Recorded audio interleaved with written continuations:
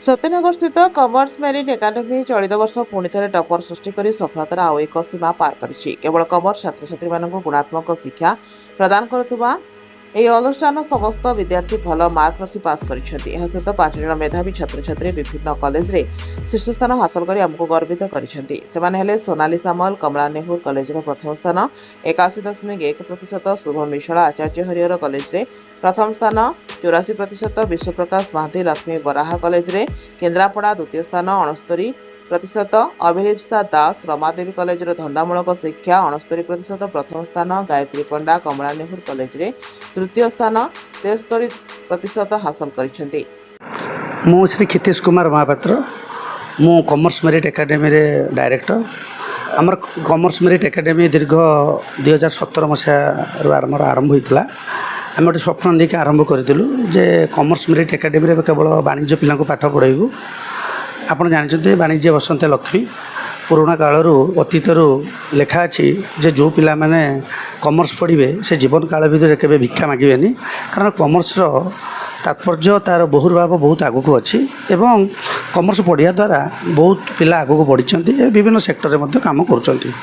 ଆମେ ଯେତେବେଳେ ପଢ଼ୁଥିଲୁ, ମୁଁ କହିବି ଦୀର୍ଘ 2000 ମସିହା କଥା, ସେତେବେଳେ ବେଶୀ ତ କମର୍ସ ପୁଅ ପିଲା ପଢ଼ୁଥିଲେ, ମାରୱାଡ଼ି ପଞ୍ଜାବୀ ମୁସଲମାନ ପିଲା ବେଶୀ ପଢ଼ୁଥିଲେ, କିନ୍ତୁ ଏବେ ବେଶୀ ପୁଅ ପିଲା ଅପେକ୍ଷା ଝିଅ ପିଲାମାନେ ପଢ଼ୁଛନ୍ତି। ଆପଣ ଯେକୌଣସି ଓମେନ୍ସ ୟୁନିଭର୍ସିଟି ହେଉ ବା ଓମେନ୍ସ କଲେଜ ହେଉ ଦେଖିବେ ବେଶୀ ଝିଅ ପିଲା ଏବେ କମର୍ସକୁ ପଢ଼ୁଛନ୍ତି।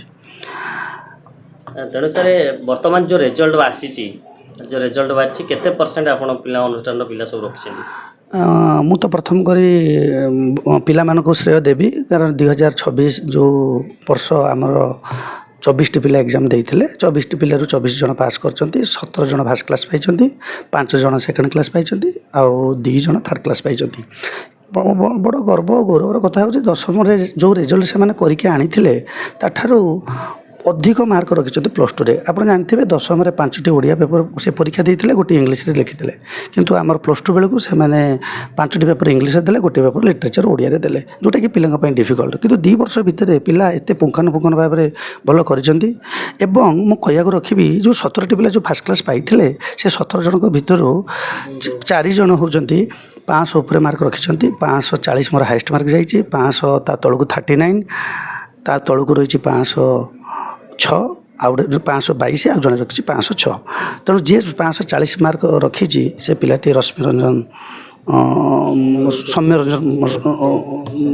ସୌମ୍ୟଜିତ ରାଉତ, ଆଉ ସେ ପିଲାଟି ବାପା ଜଣେ ଅଟୋ ଚାଳକ, ସେ ପିଲାଟି ବହୁତ ଭଲ ମାର୍କ ରଖିଛି।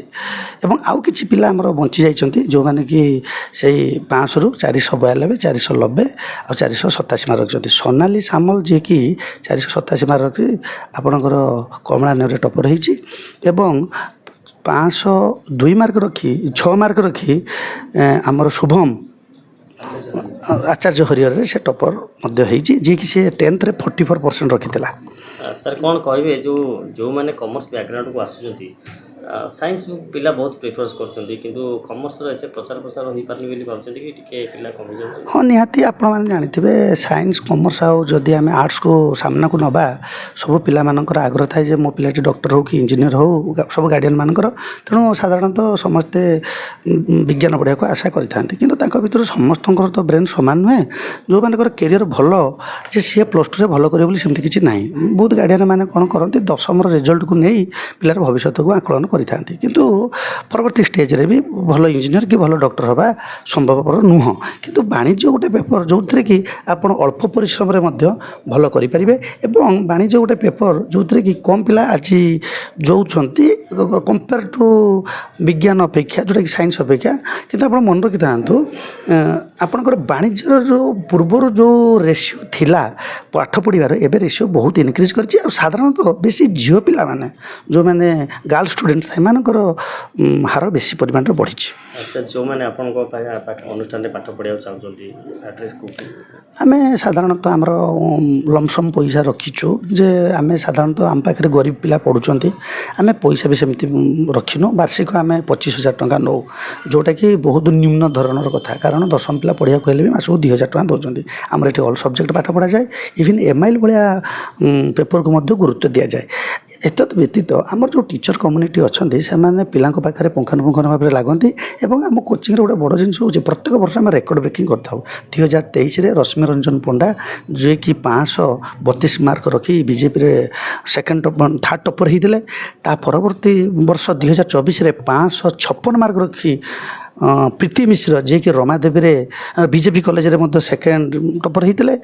ଏଇ ବର୍ଷ 2025 ଯେଉଁ ବର୍ଷଟା ଗଲା ପୂର୍ବ ବର୍ଷ ସୌମ୍ୟଶ୍ରୀ ଡିଗଲ ବୋଲି ଝିଅ ଯିଏକି 558 ମାର୍କ ରଖି ଯିଏକି ରମାଦେବୀରେ ସେକେଣ୍ଡ ଟପର ହେଇଥିଲେ। ତେଣୁ ମୁଁ ସବୁ ବର୍ଷ ମହର୍ଷି ହେଉ, ରମାଦେବୀ ହେଉ କି ବିଜେପି ଅଟୋନମସ୍ କଲେଜ ହେଉ, ମୁଁ ସବୁରେ ସେକେଣ୍ଡ ଟପର ପାଇଥିଲି। କିନ୍ତୁ ଏଇ ବର୍ଷ ମୋତେ ନିଜକୁ ଗର୍ବ ଓ ଗୌରବମାନ କରୁଛି ମୁଁ ଆଚାର୍ଯ୍ୟ ହରିହର ଏବଂ କମଳା ନେହେରୁରେ ମୁଁ ଟପର ପାଇଛି। କିନ୍ତୁ ମୁଁ ଆପଣମାନଙ୍କୁ ଆଜି ମିଡ଼ିଆରେ ମୁଁ ଜନତା ବା ଯେଉଁ ମୋ ଷ୍ଟୁଡେଣ୍ଟ କମ୍ୟୁନିଟି ଅଛନ୍ତି କିମ୍ବା ଶିକ୍ଷକଗଣ ଯେଉଁମାନେ ଅଛନ୍ତି ମୁଁ ତାଙ୍କୁ ଓପନ୍ କହିବି 2027ରେ କମର୍ସ ମେରିଟ୍ ଏକାଡେମୀରେ 34ଟି ପିଲା ପାଠ ପଢ଼ୁଛନ୍ତି ଏବଂ ଇଏ ରେକର୍ଡ଼ ବ୍ରେକିଂ କରିବ ଏବଂ ବିଜେପି କଲେଜଠୁ ଆରମ୍ଭ କରି ରମାଦେବୀ, କମଳା ନେହେରୁ, ଆଚାର୍ଯ୍ୟ ହରିହର ଓ ରାଜଧାନୀ କଲେଜରେ ମୋରି ପିଲା ହିଁ ଟପର ରହିବେ। କାରଣ ଆମେ ଗୋଟେ ଆମର ଯେଉଁ ୟୁନିଟି ଅଛି, ଯେଉଁ ପାଠପଢ଼ା ଏଜୁକେସନ୍ ସିଷ୍ଟମ୍ ଯେଉଁଟା ଆମେ କରିଛୁ, ଯେଉଁଥିରେ କି ପିଲାମାନଙ୍କୁ ଆମେ ସବୁବେଳେ ଉତ୍ସାହିତ କରିଛୁ ଏବଂ ଆମର ଗୋଟେ ଭଲ ନିୟମ ହେଲା ଆମେ ପରୀକ୍ଷା ଯେଉଁ କ୍ଲାସ୍ ରୁମ୍ରେ ଆମେ କେବେ ମୋବାଇଲ୍ ଆଲାଉ କରିନୁ ଏବଂ ବ୍ୟାଗ୍ ମଧ୍ୟ ଆଲାଉ କରିନୁ।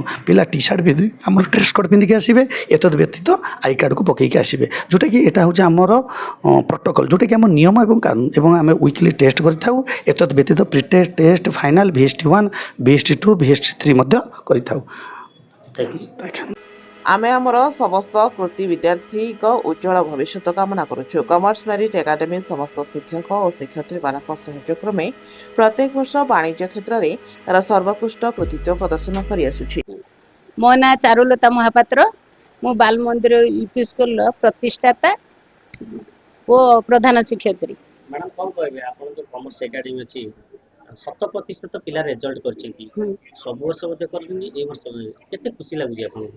ମତେ ତ ବହୁତ ଖୁସି, କାରଣ ମୁଁ ଛୋଟରୁ ମା ଭଳିଆ ପାଳିକି ଛାଡ଼ିଦିଏ କମର୍ସ ଏକାଡେମୀ କି।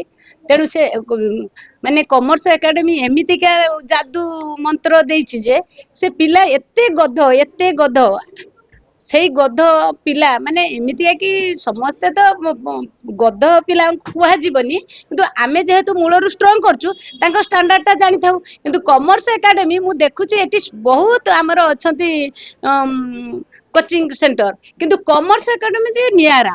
ମୁଁ କୁହେ ଯେତେ ଗଧ ପିଲା ଯାଅ, ଏମିତିକି କମର୍ସ ଏକାଡେମୀର ଯିଏ ଆମର ମୁଖ୍ୟ, ମୁଁ ତାଙ୍କର ପିୟୁସି, କିନ୍ତୁ ପିୟୁସି ହିସାବରେ ନୁହେଁ। ଆମେ ଶିକ୍ଷାକୁ ଏରିଆର ମାନେ ଏରିଆ କ'ଣ ଓଡ଼ିଶା ଭିତରେ ଆମେ ଶିକ୍ଷାଟାକୁ ପ୍ରାଧାନ୍ୟ ଦଉ। ଏମିତିକା କି ଆମେ ବିଜନେସ୍ ମେଟର ନଉନୁ। ଆମେ ଦେଖୁଛୁ ଆମ ପିଲା କେମିତିକା କେତେ ଆଗକୁ ଯିବେ, ଆମେ ସେଇ ଅନୁସାରେ ଆଗକୁ ଯିବୁ। ଆଉ ମେରିଟ୍ ଏକାଡେମୀ ଏତେ ଆଗକୁ ନେଇଯାଇଛି, ଯୋଉ ପିଲାମାନେ 300 ରଖିଛି ସେ 500। ତେଣୁ ଏଟା ମୁଁ ବା କ'ଣ କହିବି, ଦୁନିଆ ମାନେ କହିବ। ଆଉ ଯେତିକ ଆମେ ଶୁଣୁଥିଲେ ପିଲା ଏଠାକୁ ଆସିଛନ୍ତି ସେକେଣ୍ଡ ଡିଭିଜନ ପାଇଛନ୍ତି ମେଟ୍ରିକରେ, ଯିଏକି ଆଜି ଗୋଟେ କଲେଜର ଟପର ହେଇକିରି ମଧ୍ୟ ବାହାରୁଛନ୍ତି। ପରିଶ୍ରମ କେମିତି କରାଯାଏ? ବହୁତ ପରିଶ୍ରମ ସେମାନଙ୍କୁ ପିଲାଙ୍କୁ, ଯେମିତି ଆମେ ଛୋଟବେଳୁ ସକାଳେ ପଢ, ସନ୍ଧ୍ୟାରେ ପଢ, ଏମିତିକି ତାଙ୍କୁ ଖାଇବା ବାଦ ଛାଡ଼ି ଦେଇକି ତାଙ୍କ ପରିଶ୍ରମ ମାଷ୍ଟର ସହିତ ପିଲା ବି କରନ୍ତି। ଆଉ ପିଲା ସେଇ ଆଦତରେ ହେଇଯାଆନ୍ତି ଯେ ପାଠ ଦେଖନ୍ତୁ ଆଜିକା ଡେଟ୍ର ଯିଏ ହିଁ ପାଠ ପଢିଛି, ଯିଏ ପରିଶ୍ରମ କରିଛି, ତା ଲକ୍ଷ୍ୟସ୍ଥଳ ନିହାତି ପହଞ୍ଚି। ଏଟା ହିଁ ପରିଶ୍ରମର ଫଳ। ପିଲା ସହିତ ମେରିଟ୍ ଏକାଡେମୀ ଯେତିକ ସଦସ୍ୟ ଅଛନ୍ତି, ଆମର ଶିକ୍ଷକ ସବୁ ଅଧ୍ୟାପକ ସବୁ ଅଛନ୍ତି, ତାଙ୍କରି ସବୁ ପାରିଶ୍ରମିକ। ଆଉ ପିଲା ତ ନିହାତି ପରିଶ୍ରମ କରିଛନ୍ତି, ସେମାନଙ୍କୁ ଉତ୍ସାହିତ କରିଛନ୍ତି, ଆଉ ତାଙ୍କ ଗାର୍ଡିଆନ ମାନେ ବି ଉତ୍ସାହିତ ହେଇଛନ୍ତି। ଏମିତିକି ମାଡ଼ ବି ଦିଆଯାଏ, ଛୋଟ ପିଲା ଭଳିଆ କାନ ଧରିକି ଏଇଟା ତୁ କାହିଁ କରୁଛୁ, ସେଠି କାହିଁ ଯାଇଛୁ, ଏଠି ଖାଇଲୁ, ଏଇ ଭିତରେ ରହିବା କଥା, ତୁ କାହିଁ ଅଧିକ ବାଟ ଚାଲିଗଲୁ। ଏଇସବୁ ପରିଶ୍ରମ ବୋଥ। ଭୁବନେଶ୍ୱରରୁ ଅକ୍ଷୟ ଦାସଙ୍କ ରିପୋର୍ଟ, ଜାଗୃତି ଲାଇଭ୍ ମିଡିଆ।